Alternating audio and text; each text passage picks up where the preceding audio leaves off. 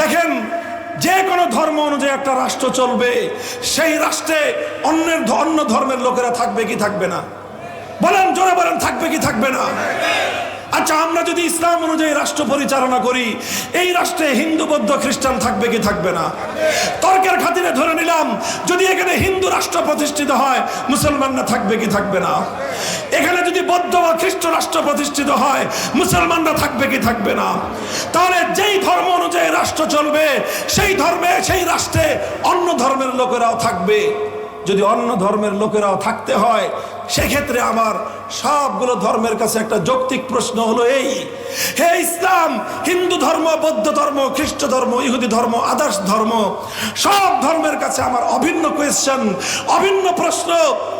তোমরা যেই ধর্ম অনুযায়ী রাষ্ট্র পরিচালনা করবা, তোমার সেই রাষ্ট্রের মধ্যে অন্য বিধর্মী যারা থাকবে, সংখ্যালঘু যারা থাকবে, ওই ধর্মের আলোকে সংখ্যালঘুদের কি কি অধিকার তারা প্রাপ্ত হবে, সংখ্যালঘুরা তারা তোমার কাছ থেকে কি কি সুবিধা পাবে, কি কি কর্তব্য তাদের পালন করতে হবে, জবাব দাও। সংখ্যালঘুদেরকে কি অধিকার দিবে, জবাব দাও। আমাদের এই চিৎকার আকাশ থেকে জমিন পর্যন্ত ধ্বনিত প্রতিধ্বনিত হতে থাকবে।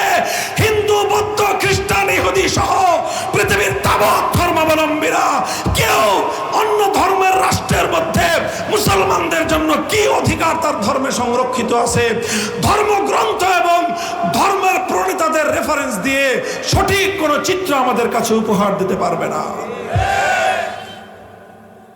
যদি তাদের কাছ থেকে আমরা কোনো ফর্মুলা না পাই, আর তাদের দেশের চিত্রগুলো যদি আমরা তাকিয়ে দেখি, যদি আমরা 100 কোটি হিন্দুত্ববাদীর ভারতের দিকে তাকিয়ে দেখি, কোনো ফর্মুলা তো পেলাম না। বাস্তব আমরা কি পাই? যারা হিন্দুত্ববাদের ভিত্তিতে রাষ্ট্র পরিচালনা করতে চেয়েছে, তাদের দেশে আমরা দেখতে পাই মুসলমানদের অধিকার কিভাবে লঙ্ঘিত হয়। এক মুসলমান গরুর গোশত খাওয়ার অপরাধে জ্বলন্ত আগুনে পুড়িয়ে তাদেরকে হত্যা করা হয়। এক মুসলিম নারীকে ইসলাম গ্রহণ করবার অপরাধে উপর্যুপরি তাকে ধর্ষণ করে নির্মমভাবে তাকে হত্যা করা হয়। শুধুমাত্র ইসলাম গ্রহণ করবার অপরাধে গুজরাটের কসাইরা এক আহমেদাবাদে হাজার হাজার মুসলমানদেরকে জবাই করে হত্যা করে দেয়। এটা হিন্দুত্ববাদী রাষ্ট্রে মুসলমানদের এই করুণ পরিণতি দেখতে পাই। আমাদের পার্শ্ববর্তী মায়ানমারের রাখাইন রাজ্যের আরাকান অঞ্চলে আমরা কি দেখতে পাই? 1300 বছর ধরে রোহিঙ্গা মুসলমানরা সেখানে বসবাস করে। তাদের অপরাধ, তারা মুসলমান। তাদের অপরাধ, তারা ইসলামের কালেমা পড়েছে। তাদের অপরাধ, তারা আল্লাহকে এক আল্লাহ বলে বিশ্বাস করেছে। তাদের অপরাধ, তারা আল্লাহর কোরআনকে বিশ্বাস করেছে। এই অপরাধে উগ্র বৌদ্ধবাদীরা, উগ্র রাখাইনের বৌদ্ধিস্টরা মুসলমানদের সঙ্গে এমন কোন জুলুম এবং অত্যাচার নাই যেই জুলুম এবং অত্যাচারের স্টিম রোলার তাদের উপর পরিচালনা করে নাই। গর্ভবতী মায়ের পেট বিদীর্ণ করে, সেই মায়ের পেট থেকে গর্ভের সন্তানকে বের করে, সেই সন্তানকে দিয়ে মায়ের চোখের সামনে ফুটবল খেলেছে। মায়ের সামনে সন্তানকে টুকরো টুকরো করে হত্যা করেছে। সন্তানের সামনে মাকে ধর্ষণ করে মায়ের ইজ্জত ছিনতাই করা হয়েছে। সন্তানের সামনে পিতাকে হত্যা করা হয়েছে। বাবার সামনে সন্তানকে, ভাইয়ের সামনে বোনকে খুন করা হয়েছে। বোনের ইজ্জত দিয়ে চিনিমিনি খেলা হয়েছে। এভাবে লক্ষ লক্ষ রোহিঙ্গা মুসলমান শুধুমাত্র জীবনটুকু হাতে নিয়ে যখন তারা রাখাইন থেকে, আরাকান থেকে বাংলাদেশের দিকে তারা রওনা করেছে, প্রতিমধ্যে 100 মানুষ রওনা করলে 50 জনকে রাস্তার মধ্যে কুপিয়ে হত্যা করা হয়েছে। বাকি 50 জন কোন রকম প্রাণটা হাতে নিয়ে সমস্ত জীবনের অর্জিত সম্পদ পিছনে ফেলে জানটা নিয়ে বাংলাদেশে এসে আশ্রয় নিয়েছে।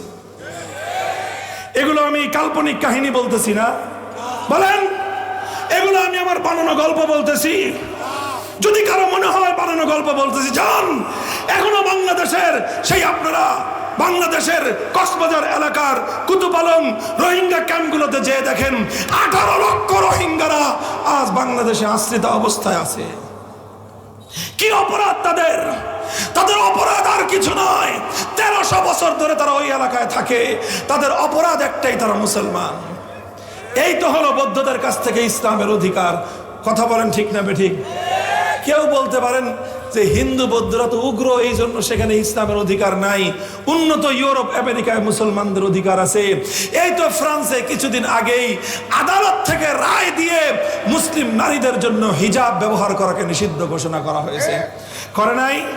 বলেন করে নাই? আমি জিজ্ঞাসা করতে চাই, ইসলাম ধর্মে আল্লাহর কোরআনের বিধান অনুযায়ী একজন মুসলিম নারীর জন্য পর্দা করা সুন্নত না ফরজ? চিৎকার করবেন, সুন্নত না ফরজ? তাহলে মুসলমানের জন্য অবশ্য পালনীয় বিধান হলো পর্দার বিধান। আজ ইউরোপিয়ানরা বলতেছে তোমরা মুসলমানরা আমাদের দেশে থাকতে পারবা, তোমার নারীরা আল্লাহর বিধান পালন করতে পারবে না, তোমার ধর্ম তুমি পালন করতে পারবে না। কথা বলেন ঠিক কিনা? এই তো চিত্র। আর ইহুদিদের কথা বলবো কি? বলেন, বলবোটা কি ইহুদিদের কথা?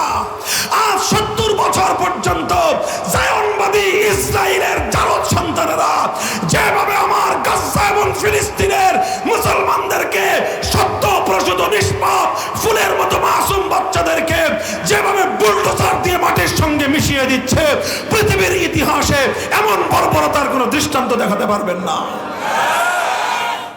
এই তো হলো হিন্দু, বৌদ্ধ, ইহুদি, খ্রিস্টানরা সংখ্যালঘুদের কি অধিকারের ফর্মুলা দিবে। ফর্মুলা তো পাই নাই, প্র্যাকটিক্যাল নমুনা পাইলাম। এই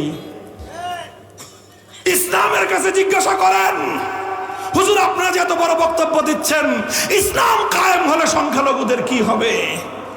আমি আমার ব্যক্তিগত বক্তব্য বলবো না, কোন আলেম ওলামার ভাষায় আমার নবীর প্রদত্ত মূল নীতি হলো লাহুম্মা লানা ওয়া আলাইহিম মা আলাইনা, আল খামরু লাহুম কাল খাল্লি লানা ওয়াল খিনজিরু লাহুম কাশশাতি লানা ওয়া ইউকাতালু মিন ওয়ারাইহিম ওয়াল ইমামু জুন্নাতুন।